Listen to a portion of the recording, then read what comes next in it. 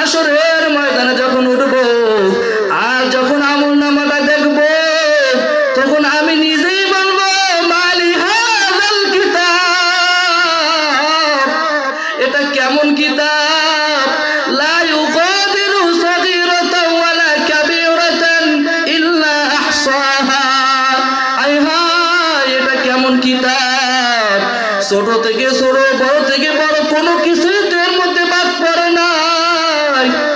এরকম ভাবে আফসোস করতে থাকবে এ দুনিয়ার মানুষ। আমল ছাড়া আমাদের গতি নাই, আমল ছাড়া আমাদের কোনো সামনে চলার কোনো রাস্তা না। জামিলিস সানাই জাজিলিল আতাই মুজিবিদ দুআই আমিমিল ইহসান সরিউল হিসাব শাদীদিল ইকাব আলিমিল আযাব আজিজিস সুলতান ওয়া নাশহাদু আন লা ইলাহা ইল্লাল্লাহু ওয়াহদাহু লা শারীক বিসমিল্লাহির রাহমানির রহিম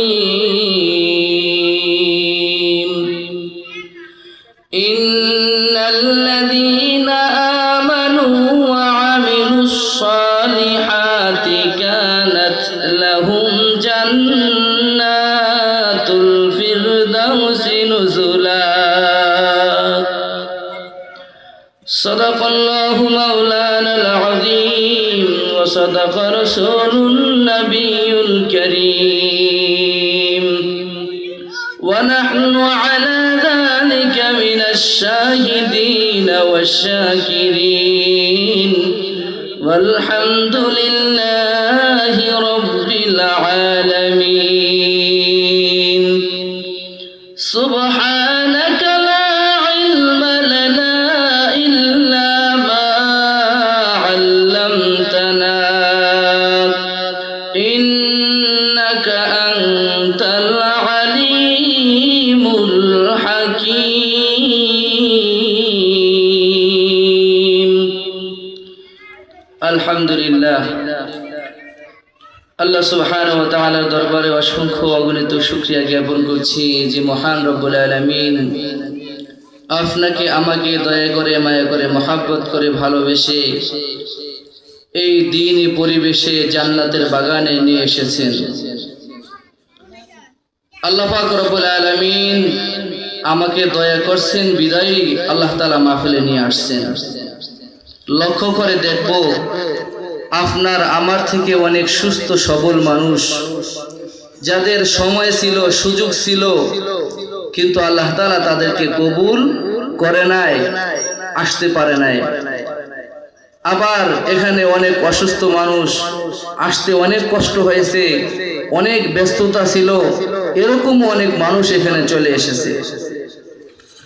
সুতরাং দ্বীনি কাজ করা, দ্বীনি কথা বলা, দ্বীনি মজলিসে উপস্থিত হওয়া আল্লাহ তাআলার দয়া ছাড়া হতে পারে না।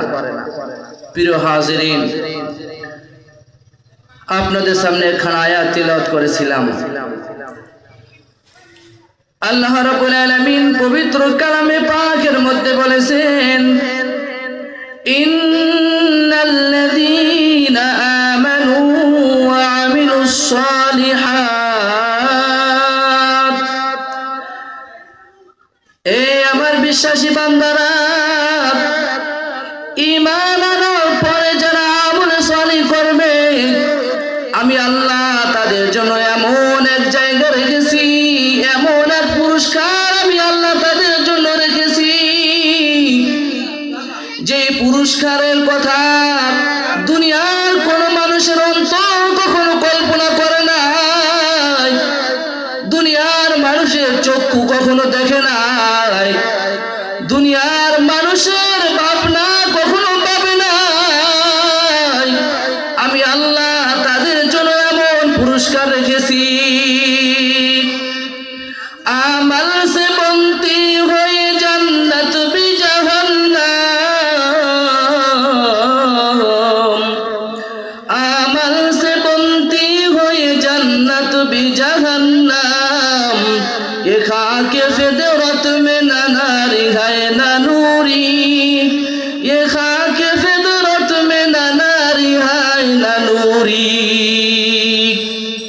অতিও গভীর হয় রজনী যখন, অতিও গভীর হয় রজনী যখন, নীরবে প্রভুর নাম জপিও তখন। প্রভুর করুণা যদি পাইবারে চাও, প্রভুর করুণা যদি পাইবারে চাও, গভীর রাতে উঠে প্রভুর গুণগান গাও।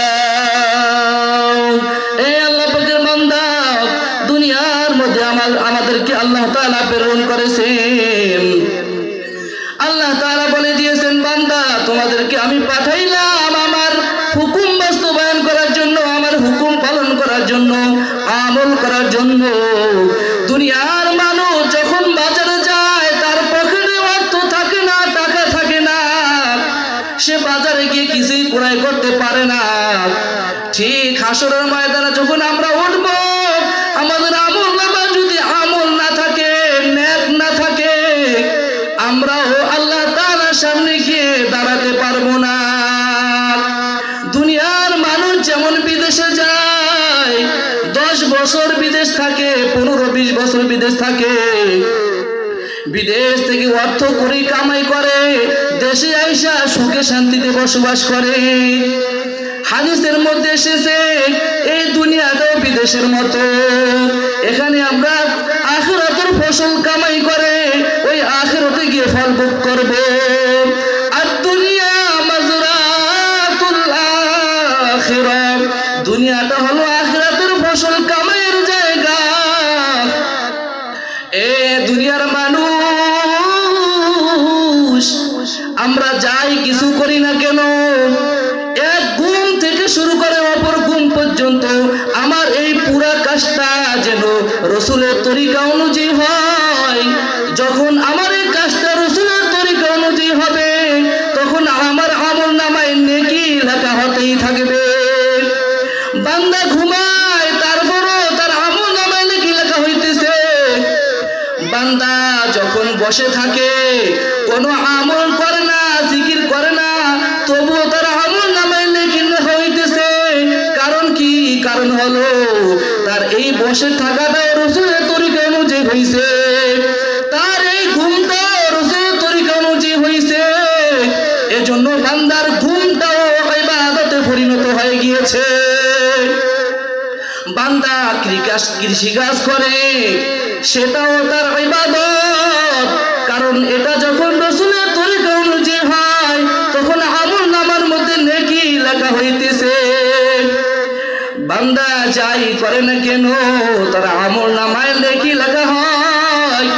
আর যখন আমল ছাড়া আমরা দুনিয়া থেকে বিদায় নিয়ে চলে যাইব, হাসরের ময়দানে যখন উঠব, আর যখন আমল নামাটা দেখব, তখন আমি নিজেই বলবো, মালি হাযাল কিতাব, এটা কেমন কিতাব, লা ইউগাদিরু সাগীরাতান ওয়ালা কাবীরাতান ইল্লা আহসাহা। আয় হায়, এটা কেমন কিতাব, ছোট থেকে ছোট, বড় থেকে বড়, কোনো কিছুই এর মধ্যে বাদ পড়ে নাই। এরকম ভাবে আফসোস করতে থাকবে। এ দুনিয়ার মানুষ, আমল ছাড়া আমাদের গতি নাই, আমল ছাড়া আমাদের কোনো সামনে চলার কোনো রাস্তা নাই। হাসরের ময়দানে যখন বান্দা উঠবে, তখন বলতে থাকবে, ইয়া লাইতানি কুনতু তুরাবা, ও আল্লাহ, আজকে আপনি আমাকে মাটি বানায়া দেন, যদি আমি মাটি হয়ে যেতাম তাহলে আজকে এই দিন আমাকে দেখতে হতো না, এই কঠিন পরিস্থিতি আমার সম্মুখীন হওয়া লাগতো না। ও আল্লাহ, আজকে যদি আমি মাটি হয়ে যেতাম।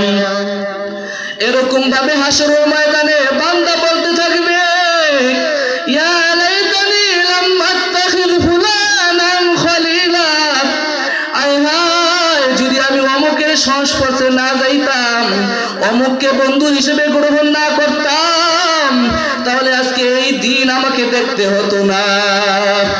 এজন্য বলবো বন্ধু, দুনিয়াতে যেহেতু আসছি আল্লাহ তাআলা আমাদেরকে পাঠাইছে, এজন্য আমি সব সময় একজন নেককারকে বন্ধু হিসেবে গ্রহণ করব, একজন সৎ লোককে বন্ধু হিসেবে গ্রহণ করব।